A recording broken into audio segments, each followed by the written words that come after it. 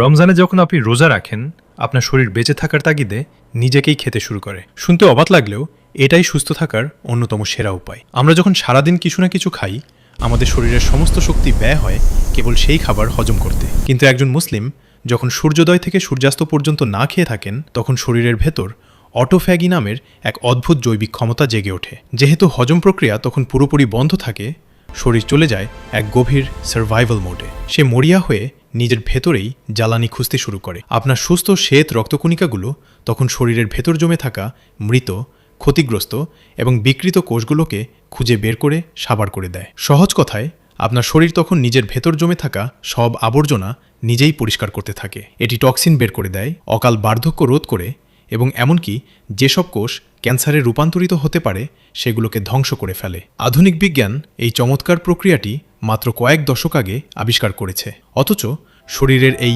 Ultimate biological ফ্যাক্টরির reset বাটনটি চাপার নির্দেশ এসেছে আজ থেকে 1400 বছর আগেই।